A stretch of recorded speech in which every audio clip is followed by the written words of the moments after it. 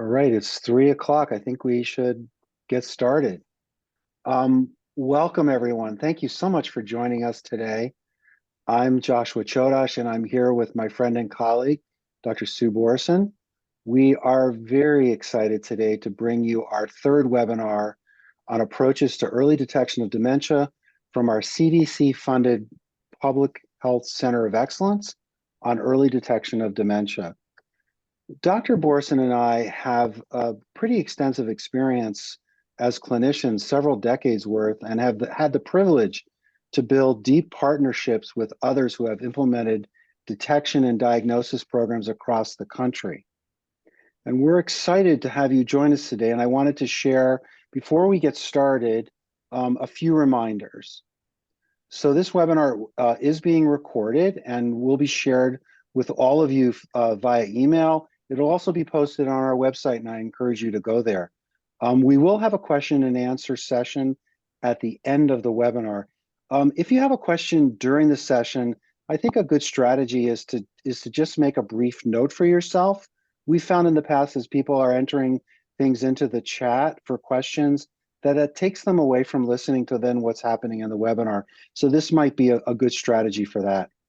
If your question is not addressed during our conversation, please use the Q&A box that's located at the bottom of your Zoom window for the Q&A session at the end of this event. It's important to us to know also how we're doing with these webinars. So at the end of the webinar, you'll be invited to complete a short survey. And I kindly ask that you take a couple of minutes to complete this survey. This is really important to us and our ability to continue to tailor these webinars for our audience. We'll share the survey link in the chat and a QR code on the screen. So we're, again, very excited that you're all here today and looking forward to hear from our colleagues. And so now I will hand it off to Dr. Borson to introduce our panelists. Thank you. Sue? Thanks, Josh. Welcome to everybody. We're so happy you're here, and we're glad to present our guests and friends, Dr. Lisa Gibbs and Kristen Felten, for our webinar, Implementing Dementia Services System-Wide, Becoming a Prepared Leader. Lisa Gibbs MD is professor and interim chair of the Department of Family Medicine at University of California at Irvine. She has an extensive history of developing successful, multifaceted programs that bring together collaborators from both university and community organizations to advance care delivery. Perhaps most importantly, she remains an active geriatrician, and her medical practice continues to guide the ultimate aim of everything else she does, which is promoting the health and well-being of each and every patient. Kristen Felten, MSW, APSW, began working in the field of dementia care in 1996. Kristen has extensive experience in aging and disability resource center development. In 2010, she shifted to the Office on Aging with a new focus on policy regarding Alzheimer's disease and other dementias. So she was in on the ground floor when a public health approach to dementia was really beginning to get consolidated. She is now the Wisconsin Department of Health Services Dementia Specialist. In her role, Kristen created the Dementia Care Specialist Program, brought dementia-friendly communities to prominence in Wisconsin, and is directing the Bold Public Health Grant Award from the CDC, providing leadership for the Wisconsin State Plan for Dementia. So let's get started. Each of you is a trailblazer. Kristen, in 2015, you created the Dementia Care Specialist Program, which has been a linchpin of the statewide program of dementia detection and care improvement in Wisconsin. Dr. Gibbs, you led the development of innovative programs, including founding the program on geriatric care principles, with a particular emphasis on social determinants of health.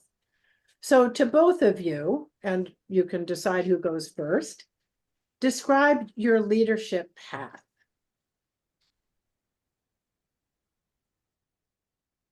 Lisa, do you want to get us started on that? Yes, I will do that. Thank you, Sue. Currently, I am a geriatrician. I have directed the Division of Geriatrics at UC Irvine for a number of years. And along the way, I have the opportunity to become involved in ambulatory care administration, and then more recently, population health.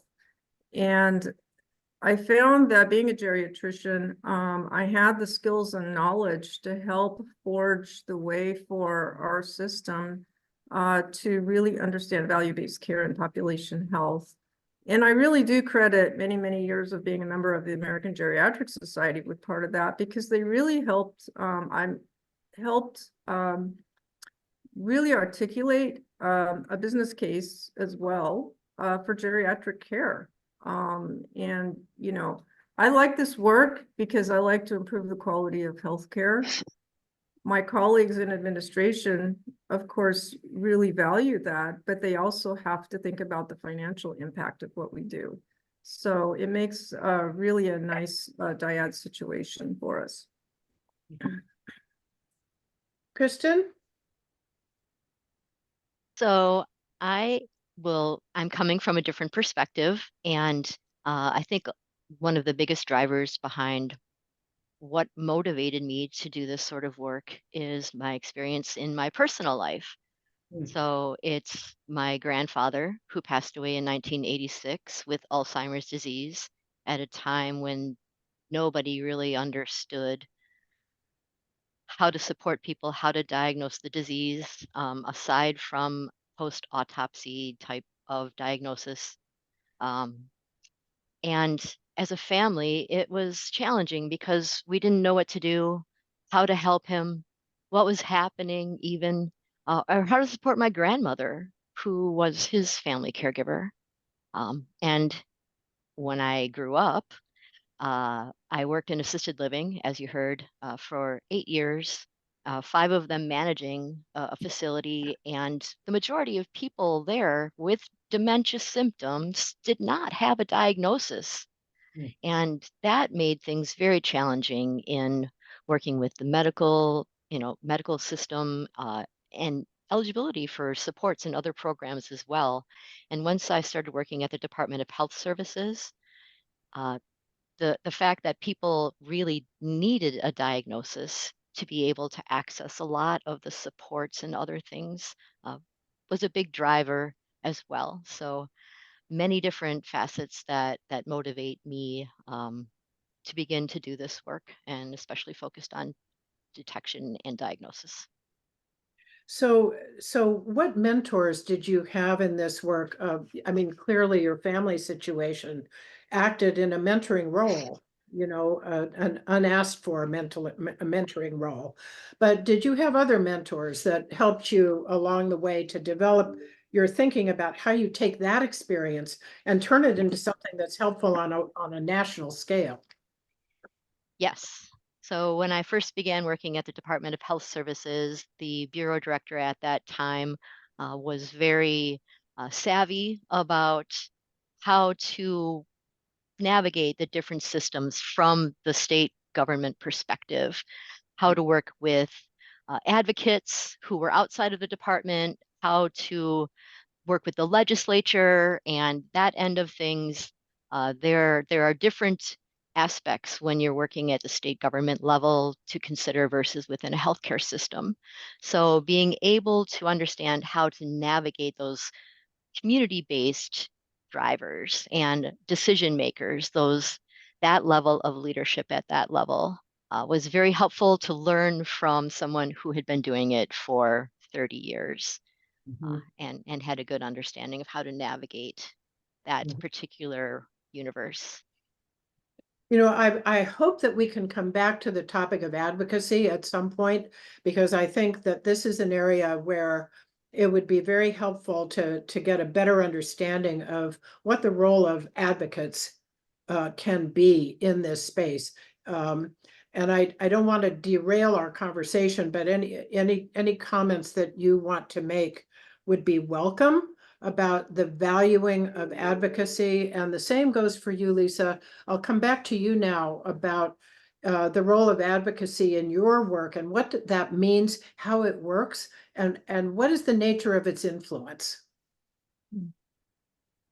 I think that, you know, having a successful track record in caring for older adults is so important to the system. I mean, we continually point out ways that we can collaborate with other specialists, where we can train primary care, and also how we can take care of complex patients. So it's a continual messaging, really. We can't just say it once. We have to say it multiple times in multiple venues, multiple meetings with multiple leaders, to really, to really set that message, so that the people understand that this is being based, in my case, being based on geriatric principles. We're developing, this health coaching program, for instance, on by training health coaches, by letting everybody speak geriatric, and eventually it takes hold. And I will say we've had some really great foundational leaders here at UCI that have really paved the way in the last 20 years. For instance, Laura Mosqueda used to be here and really helped set the foundation by developing the Senior Health Center, it's one of the first team-based models we've had here. And so I've continued to develop and build off of that as well. And in terms of mentors, I have to say, again, I still see patients, I care for patients, and patients teach me so much. Their families teach me so much. The reason that I really became so interested in this, because I realized, alarmingly so, how easy it is to miss dementia for primary care and others. But if we don't, care for patients with open-ended questions, we don't elicit details. And if our patients speak a language other than English and we're working with family members, we can easily miss dementia in our patient, which happened to me as a family medicine resident. And it's just unthinkable that we would allow this situation to continue, because I think of dementia as a chronic disease like hypertension or diabetes, and we would never allow hypertension or diabetes to go uncovered for years without treating it. I mean, that would be considered bad medicine. So this is really an urgent issue. So thinking in terms of workflows, it dawned on me listening to you that part of your workflow for both of you is getting yourself into those meetings where people are talking, have the potential to talk about the topic, and that you both had to bring it up and keep bringing it up in as many different kinds of meetings and venues as you could find your way into. And so that's an important kind of basic development of your workflow. This ultimately, for both of you, turned into partnerships, various kinds of partnerships that you were able to form in order to achieve specific goals. Kristen, you want to take that on about how you would describe, what were the key partnerships that you needed to develop in order to become, go from having a beautiful idea, which is a dementia care specialist, identifying people in the community, all the way to a statewide program that has now been rolled out in all of the counties of Wisconsin. So it's something where when you start down a path, you don't necessarily know where it's going to go. And this did not start with a dementia care specialist program idea. It honestly started with an administration for community living grant that looked at developing what is now community-based memory screening program. So all the way back to 2009, which predates the DCS. It's one of those things where you take your opportunities as they come, because you never know when those building blocks that you've been putting together may suddenly have an opportunity to fit. And that's sort of what happened with the memory screening program.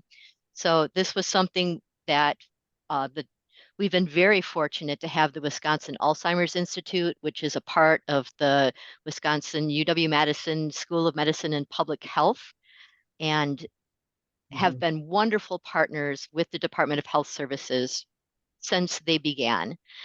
And we have partnered with them since I came on board in 2006. We've worked together, and they've provided a lot of guidance in developing the different sorts of approaches that we have been able to embed into our community-based programs, with the memory screening program being really one of the big ones.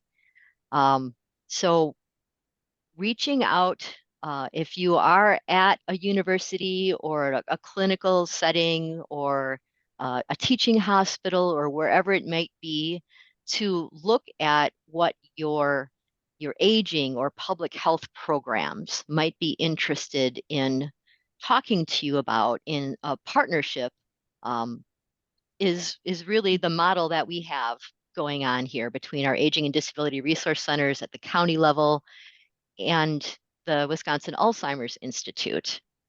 We, community clinical linkages is a big part of the new state public health bold grants in this current round, and being able to connect with the healthcare systems from the community is incredibly valuable, I think, for both sides of that equation, that we help to benefit each other, and that our memory screening in the community program encourages, supports, advocates for, helps to empower people and families to have discussions with their physicians, with their family care doctor, with the healthcare systems, to understand what it is that's happening for them, what they need, and how to help speak to those people in a way that will help make those linkages, those connections. So from the community, we're helping to empower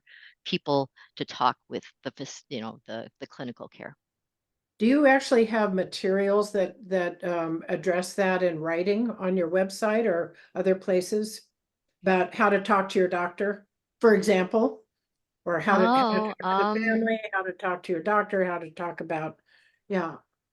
So we don't necessarily, I think there are resources out there that are pretty good, from the Alzheimer's Association and others, about how best to talk to your doctor.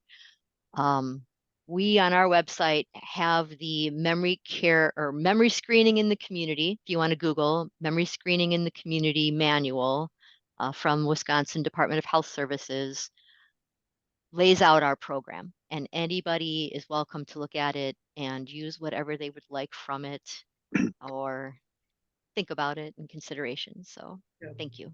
That's great. Thank you. Sue, I think just really quickly, I think what's really interesting here is that there are two different directions. You're kind of pairs of different directions. Kristen, you really described a wonderful collaboration with, I think it's fair to say, an important academic entity, right? And Lisa, you are the academic entity.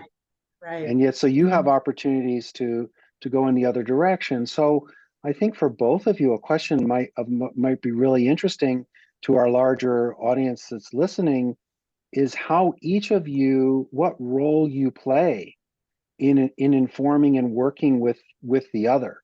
Mhm. What capacities you bring to bear, because probably there are many people around the country who may not have an academic partner, but may have another kind of partner that they could use in their work in this arena.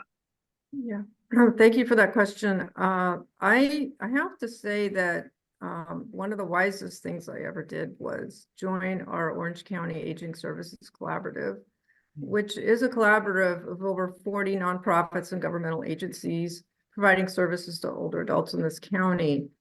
And, I really, by doing so, was able to immerse myself in that community. We became partners in grants, right? We became partners in mission and value.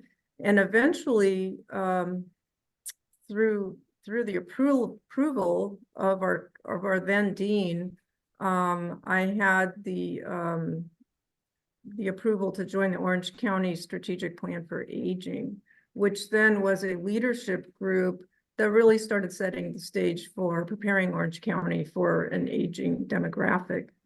So because of these relationships, then I would go back to the university and the health system and really let them know that we were part of the community. These were our partners, again, teaching, scholarly work, specifically the geriatric workforce enhancement program.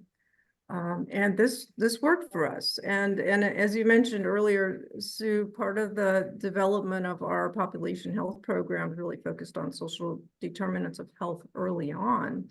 Well, these were our partners to help close those gaps.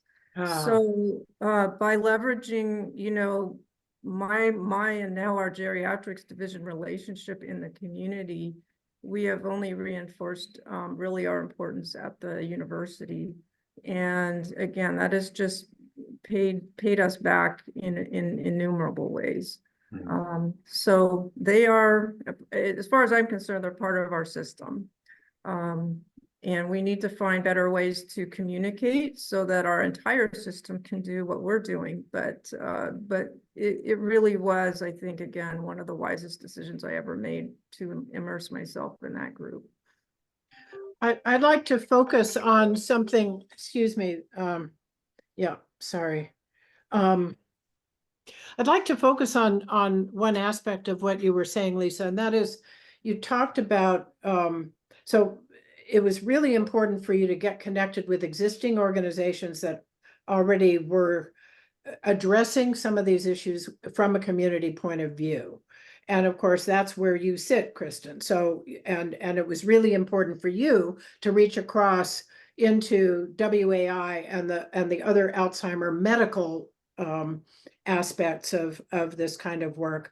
But I began to hear music when you talked about grant opportunities. And that by virtue, and because this is what leaders want to hear, they want to hear that there can be some new money coming for if we're going to do new activities, we need some new money. So in the clinical sphere, a lot of times people talk about, well, does Medicare incentivize doing this work by clinicians? And the answer is usually, well, not sufficiently to really get you over the top. But you're talking about something else, which is, and the same is true for you, Kristen, both of you have found grant opportunities that bring new money from new sources. And I wonder if you have some comments that you can make about that as a pathway to influence, if that makes some sense. Yeah, I mean, we've really worked on, you know, for the HRSA GWEP programs, we've really worked on building pipelines of interdisciplinary learners. And that's, I think that creates synergy because of course, a lot of organizations are very much concerned about pipelines for everyone, social workers, psychologists, physicians, APPs, right? So we've had a number of grants really focusing on integrating trainees into our existing geriatric and dementia care programs. And I have to call out the new guide model, right? Because the guide model is now, right, mandating that if we are a program, we will be providing respite services. And so for that, we are again then reaching out to the community to help us do that. So I think people are starting to understand that, you know, these services need to be paid for as well. But yeah, but to answer your question, we've had many grant opportunities involving the communities. In addition to our elder abuse work with the Elder Abuse Forensic Center here in Orange County. So almost all of our grants involve community partners. Mm-hmm. And Kristen, how about you? I mean, what you can shed an additional light, I think, on sources of funding as drivers of influence. But just, you know, the diversification of funding opportunities. Comments? Yes. So before the CDC got in the game with the first bold starting in 2020, the Administration for Community Living has been funding grant programs that have gone under many different acronyms over the time, but it's currently the ADPI, Alzheimer's Disease Program Initiative Grant, which comes out, I believe, once a year.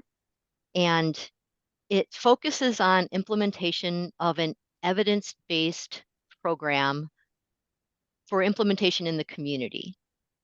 So the academic partnership that we always have as a part of this work is the evaluation of how effective these community supports are. And a lot of care for people with dementia, and especially for family caregivers, happens in the community setting.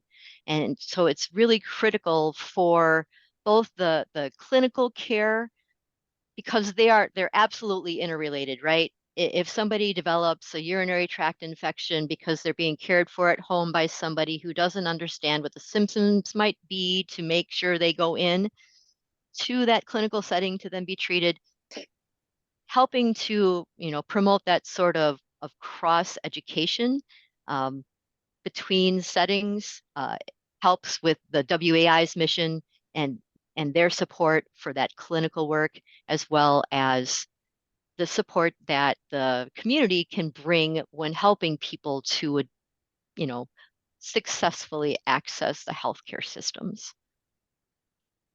You've stimulated an idea in my mind about something that I think comes up. It applies whenever there's cross-disciplinary kinds of work, especially with a clinical focus, where you're trying to benefit an individual, a patient, for example, ultimately, or a group of patients. And that is about scope of practice and how scope of practice gets defined when you're working in interdisciplinary environments. And how much, this and it comes up particularly now in the dementia space because of the guide model.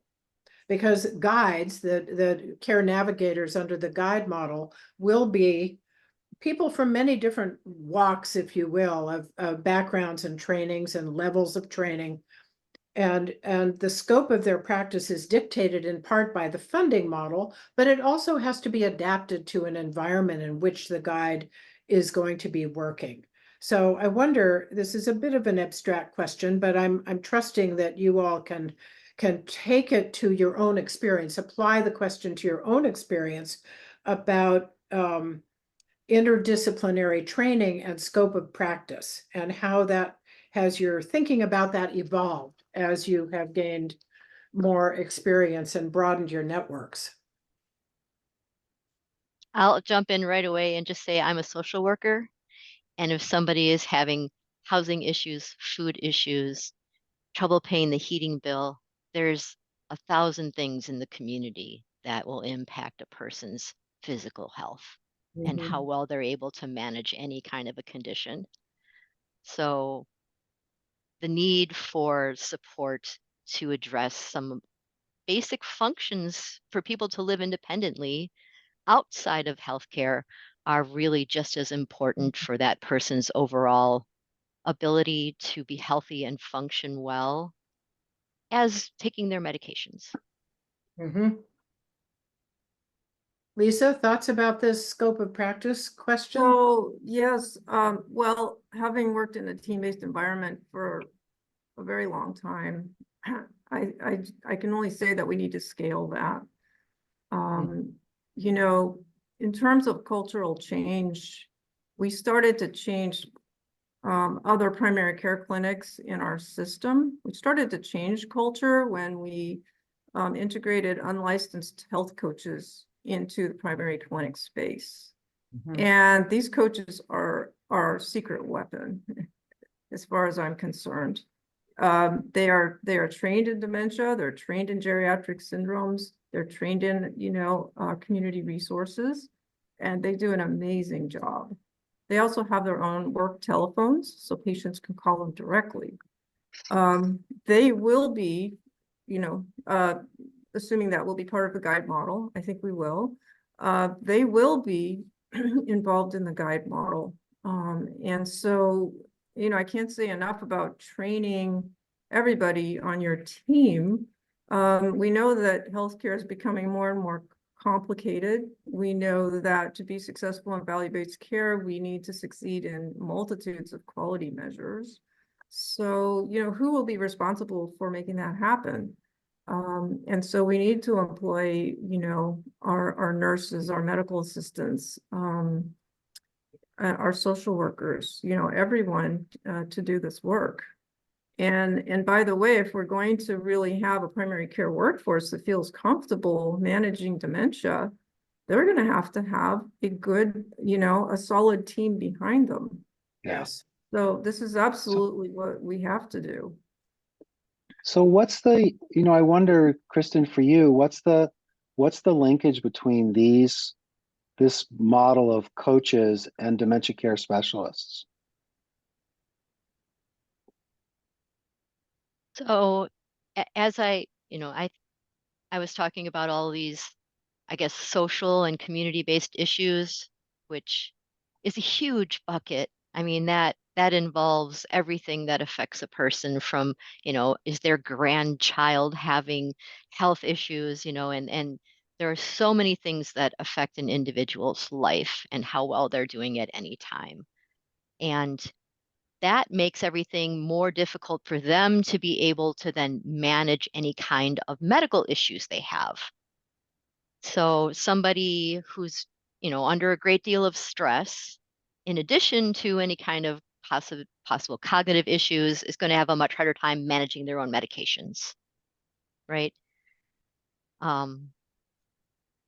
So in my mind, you need to be able to support the person in their most basic needs. I think a little bit of, Pavlov's hierarchy, not Pavlov, Maslow's hierarchy of need, right?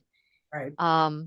And you have to have your basic needs met before you're going to Right. then go to the pharmacy to get your high blood pressure medication. Right. So without those basic things, the bottom of the pyramid, people aren't going to be able to take care of things higher up. That's how I look at things.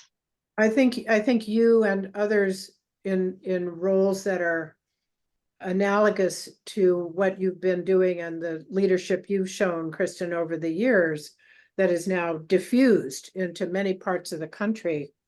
I think the question then comes up about how you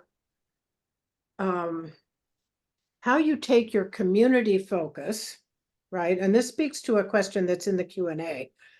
If your dementia care specialists are training Aging and Disabilities Resource Center staff, right, in dementia detection, your dementia care specialists also do dementia detection. I think they started out doing dementia detection. They still do, but now they're in a training role also that has allowed for this wide diffusion across the entire state. So what happens when somebody, either through the efforts of an ADRC, Aging and Disabilities Resource Center staff person, a AAA, or a dementia care specialist community screening, what happens when signals of cognitive impairment are detected? What happens then? What is then offered to the person whose potential problem has now been detected? So as the program that we have is very much about a conversation. We aren't clinicians. We're not really evaluating anything beyond using a couple of very simple screens to facilitate a discussion around a person's concerns.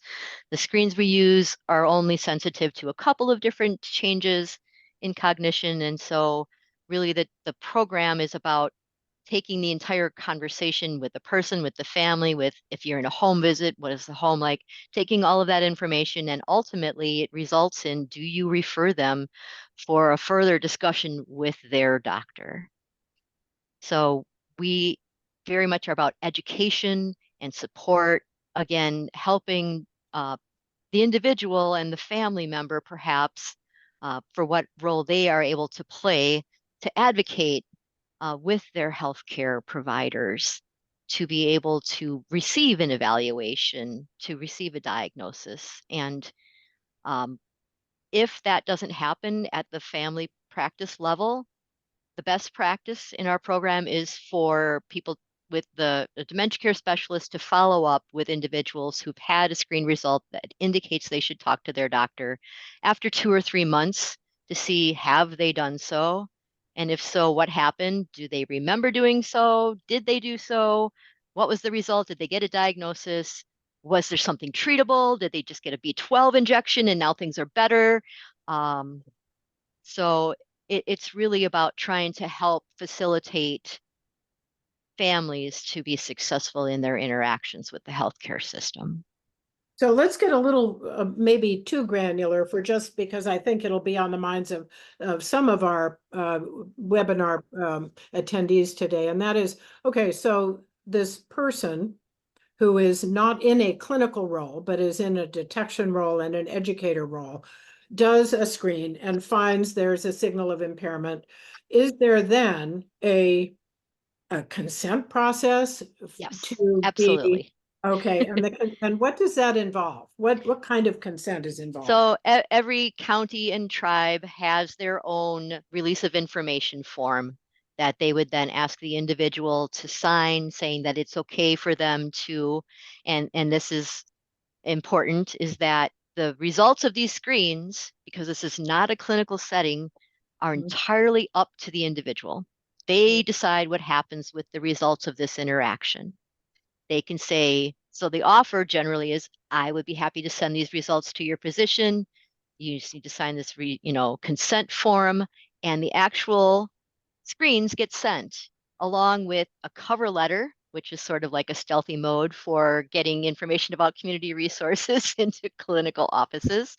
A little bit of basic information from the WAI around how you would do some, basic clinical evaluation for physicians who may not know what steps should be taken. And those things are offered to be sent. The person can say yes, sign the form, and off they go. The person can say, you know what, I don't want that. I'm going to take those results and I'll just take them into the doctor with me next time I go. And the other one is, you know what? I don't want anyone to know you were here. I want you to burn those screens. No one's going to know this happened. That is also okay. People may not be ready at the time for this community-based conversation because it's less intimidating than being at your doctor's office. It's sort of a toe in the water. I'm concerned. I'm not sure what so I'm going to try it out. And oh my gosh, the results are that I should talk to my doctor. And now I have to think about this and I have to sit with this and get ready perhaps to take steps whenever that might happen. So there's a lot of flexibility. Do you have numbers that you could share with people about relative proportions of people who are yeah, please send all this to my doctor, and at the other end, the person who says, no, no, I'm seeing you. Yes, and I don't want to take all the time away from Dr. Gibbs, so I'll be very Oh, no, quick. it sounds like We a have wonderful time. We program. have I'm time. learning. But Okay. No, I'm learning too. I'm learning. This is really tremendous. But then I'm continually thinking, Lisa, there's an interconnection here. So for you, what is it? Listening to what But Kristen's can we talking hear about. those numbers first? I'll be very quick. I'll be very quick. I want to know, right? All right. So it was a split, just about half and half, 53 to 45, with some fudging of people who had these screens done in their home as a part of a regular visit from the Aging and Disability Resource Center versus those who came to an event. There are events that we hold for memory screening, like a public health fair. People come, they want this. Yes. They do. The discussion topics. So 87% of the time, brain health and how to maintain brain health was discussed. Potential causes of dementia symptoms, dementia warning signs, about 84%. The importance of early detection, 76% of the time.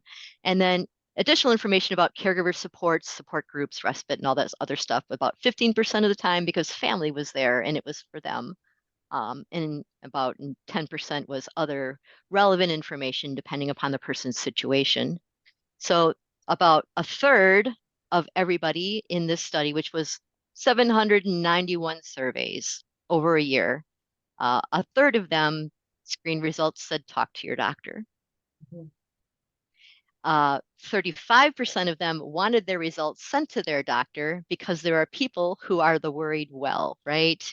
I did well on the screening result, send it to my doctor. So it serves many different purposes. And just very briefly, follow-up surveys, that phone call I talked about after a couple of months to see what happened as a result. It was a very small number because the follow-up policy isn't very strong. So 50 people, half of them though had followed up with their physician. For those who did, 20% received a diagnosis. Wow. Yeah. So Kristen, this was a half of those who had positive screens followed up with their This doctor. was a half of those we got results from. Okay, any So results?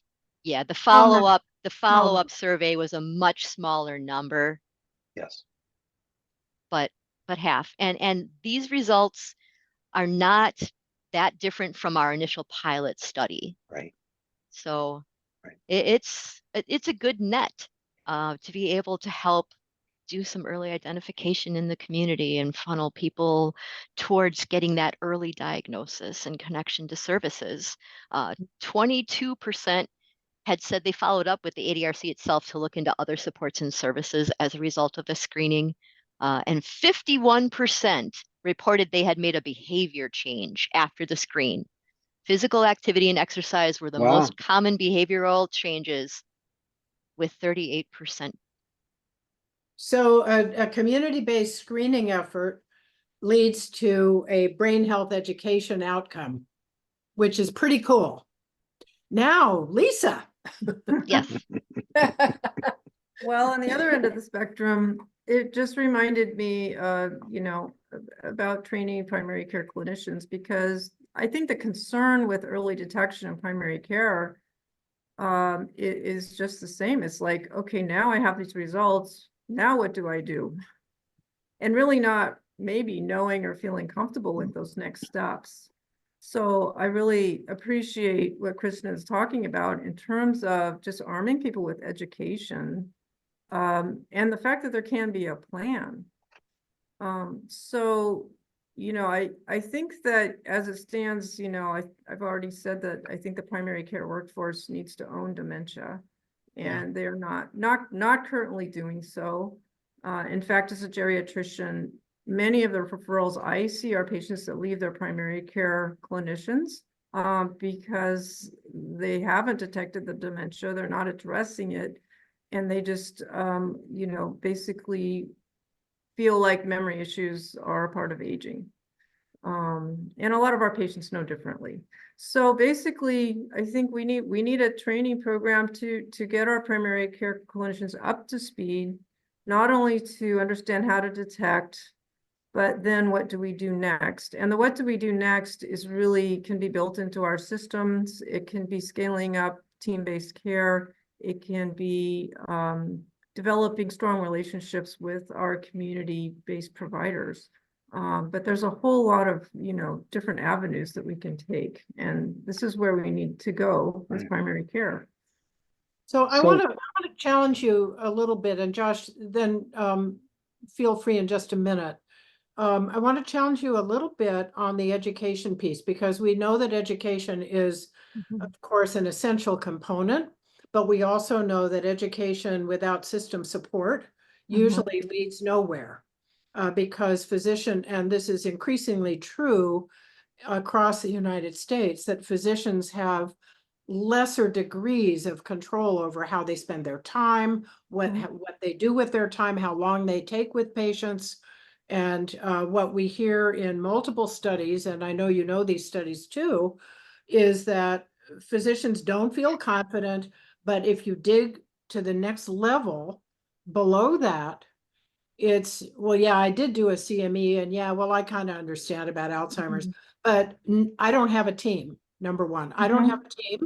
My healthcare system does not prioritize this, and I am not able to alter the duration of my appointments to meet the needs of the patient, because I am lockstepped into a scheduling grid that I have to meet in order to fulfill my obligations to the organization that I work for. And, you know, so this is a topic area that's of great importance nationally, is yes, we need a primary care workforce that can live its own values. And those values are perfectly suited to dementia care. Primary care is the right place for most dementia care. I think no disagreement here. But how do we take it to that next level where the healthcare employer now, to put a clear lens on this, the healthcare employer is willing to say, yeah, we know that dementia patients might require a team and more time and a better differentiated pathway for care. But, you know, I don't know, it's maybe not so important. How do you get people to see this as important and to take action on it? Wow. Okay. Well, I think the move towards value-based care will help us manage our patients better. But I will say we have to involve technology in this discussion, because for one example, here at UCI, we've developed the annual wellness visit to be very efficient, and it's integrated within our Epic system. But we have also integrated the what's next. So if somebody has a positive mini cog or a positive screen of some sort, we can open up an order set that takes that patient to a health coach who will take them to one of our associations, whether it's Alzheimer's OC or Alzheimer's Association. But even more so, we're now looking at software development, which will allow for bidirectional communication between the healthcare system and the community. And I think that will be a game changer as well. So it's not necessarily asking the physician or the clinician to do everything. And we do need an element of team-based care, but we can leverage technology, I think, to get us part of the way there. So I think that's really terrific, but I think this then takes us back to this other larger question, which was really one of the essential reasons we wanted to speak with both of you today, which was really about leadership. So you've got these things in place, you know, you have the annual wellness visit and it's positioned in a wonderful way in which you describe. But my guess is that along the way, you had to persuade others that this was the right thing to do, and or that at least that you wanted them to partner with you in some way towards a vision that maybe some of them didn't start out having. And so how did you do that? And in general, how do you persuade others to share your vision? And I think this is really germane issue for both of you and for all of us who are trying to really, spread the work.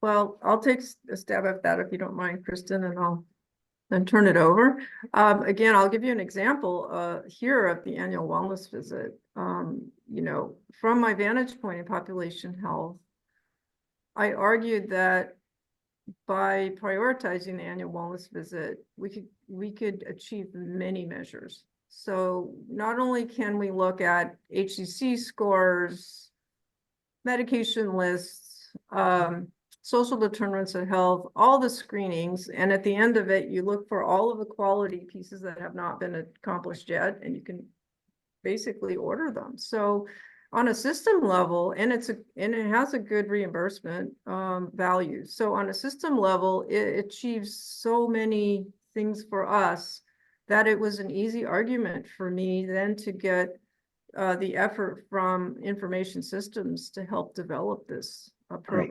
Right. And it didn't hurt that one of our geriatricians is also an informaticist, but that was fine. But then we went another step and we were able to align the system. So we have, here in geriatrics, at least, we have incentives for doing so many per quarter. But then on a system level, the health coaches have incentives for scheduling so many. Our call center is now involved in scheduling them. Wow. And we went from just, a couple hundred to over 2,200 last year within a couple of years. So it was all about alignment. Like the system can get a lot of things they need.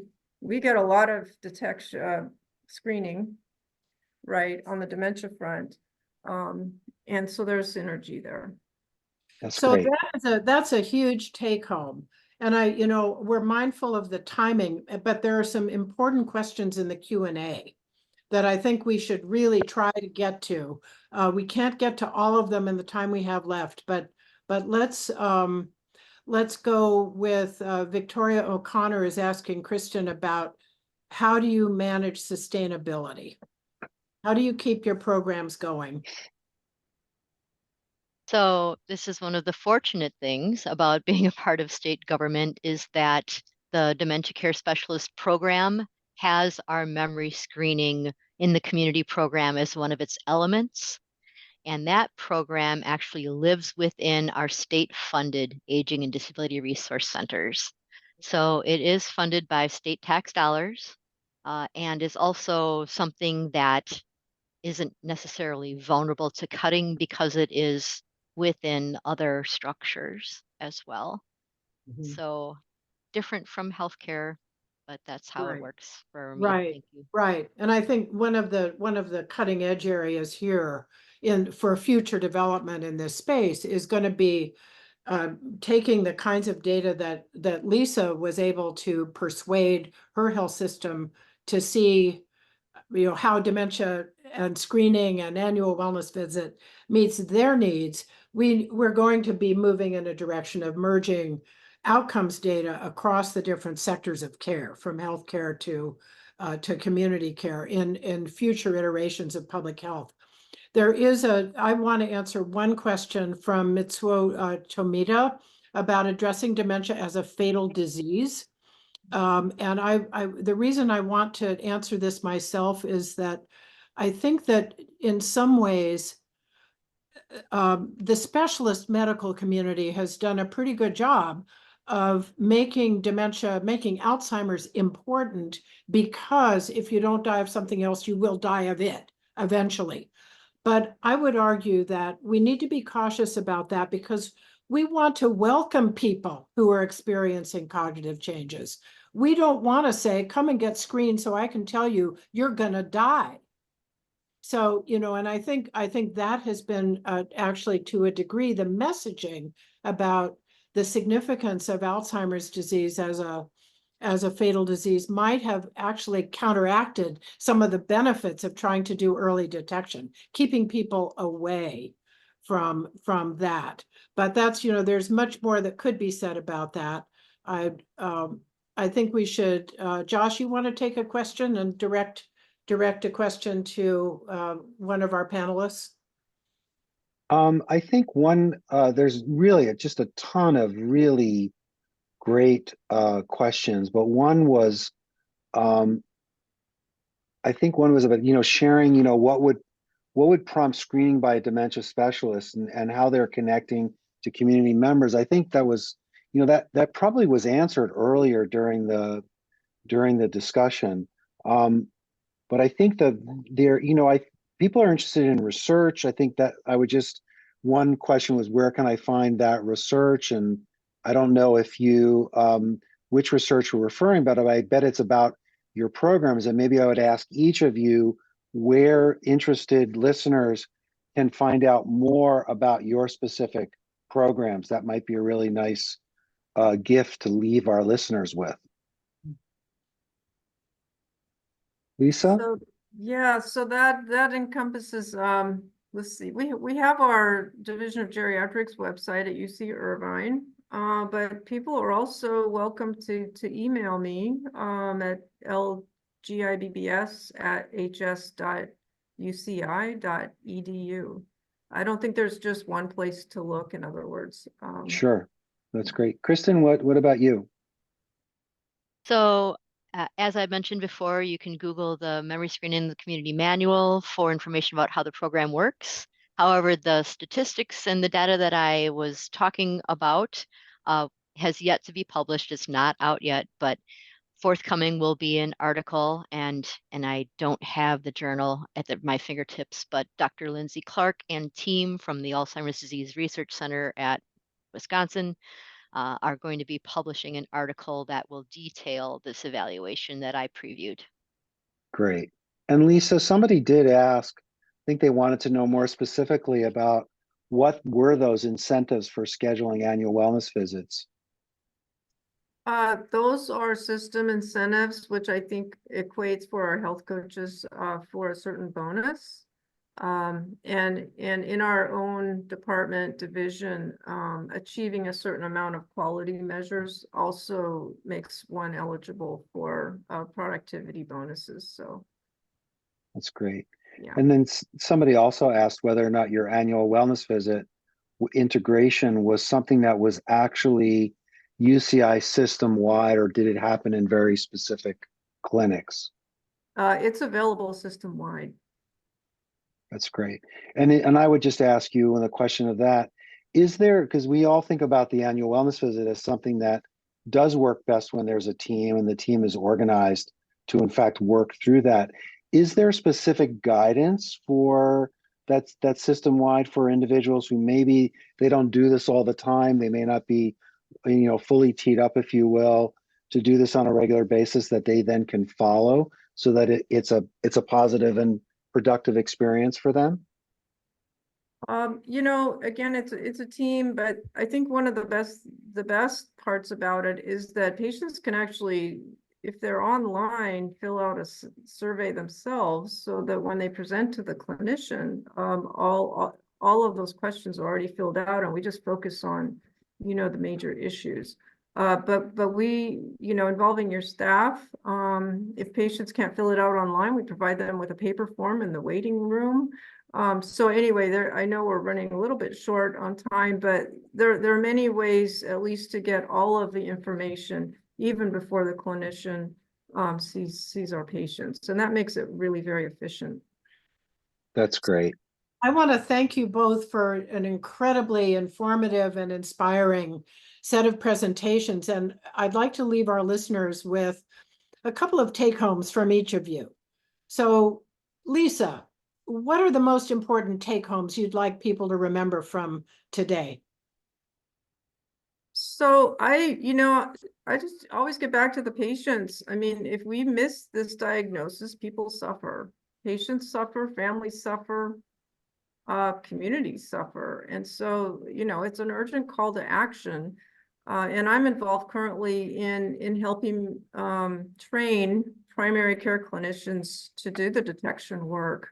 But I realize in order to have people own this, we really need to do more. And, and that means understanding the pathways, that means understanding shared decision-making, even means going back to really reviewing the neurological exam. So there's a lot of work to be done here. But we have, I think, to really focus on these foundations in addition to linking our healthcare systems with the community. So it's sort of a synopsis of what we've been discussing, but the work is there. Thank you. And Kristen, major take-homes. I think the big thing that I would love to share with everybody is that leaders come from every level and leaders come from everywhere. Maybe you don't see yourself in a position where you could be a leader to make change, but everybody has that opportunity, connecting with others to help create the opportunities. I never expected to be in the position that I am in now, and don't ever feel like you are not empowered to be able to make some kind of change from whatever part of the system that you are in, wherever you are living. You don't need to be at the top. Change usually comes from much lower down in an organization. So that's my Thank take home. you for that. That is a definite take-home for all of us. Thank you for joining us today. Please take a minute to take our survey and let us know how we're doing, what you thought of this webinar today. And thank you all for being here. Thanks, Thank you. everybody. It's great to have you all.